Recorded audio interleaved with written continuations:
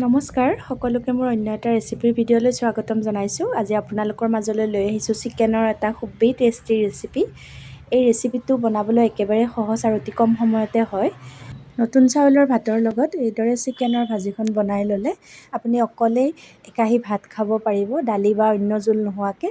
আহকচোন ভিডিঅ'টোলৈ আগবাঢ়োঁ। এয়া মই আধা কেজি ব্ৰইলাৰ মাংস ল'লোঁ, বইল কৰি লৈছোঁ।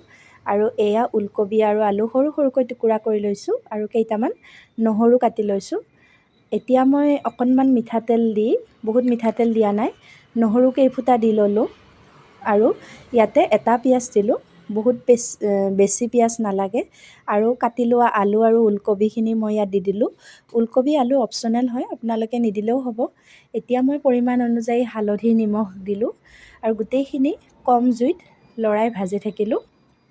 এই ভাজিখন খাবলৈ খুবেই টেষ্টি হয়।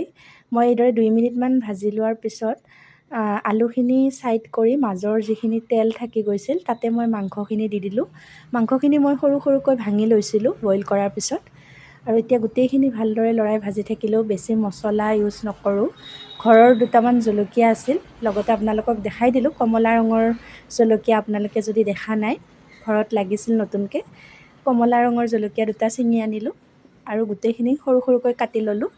এতিয়া মই ধনিয়া পাউডাৰ অকণমান, মিট মছলা মই চিকেন মছলা ইউজ কৰিছোঁ। মাংসৰ পৰিমাণ অনুযায়ী মছলাখিনি দিব লাগিব আৰু গোটেইখিনি ভালদৰে লৰাই থাকিলোঁ আৰু জুইটো একেবাৰে কমত দিছোঁ। এয়া মই গেছত বনোৱা নাই। এতিয়া জলকীয়াখিনি মই সৰু সৰুকৈ কাটি ইয়াত দি দিছোঁ আৰু গোটেইখিনি ধুনীয়াকৈ লৰাই থাকিলোঁ। আৰু ইয়াত মই এড কৰিছোঁ অলপ চয়া চচ, প্ৰায় 2 চামুচমান, আৰু অলপ টমেটো চচ আৰু চয়া চচে ইয়াৰ টেষ্টটো বহুত ধুনীয়া কৰে। আৰু এতিয়া মই ইয়াতে দিম জিৰা পাউডাৰো নিজৰ পৰিমাণ অনুযায়ী দিব। গোটেইখিনি ভালদৰে লৰাই থাকিলোঁ। অকণমান ৰঙচুৱা হোৱাকৈ ভাজিব লাগিব। মোৰ প্ৰায় ভাজা হৈয়ে গৈছে এয়া কম জুইত।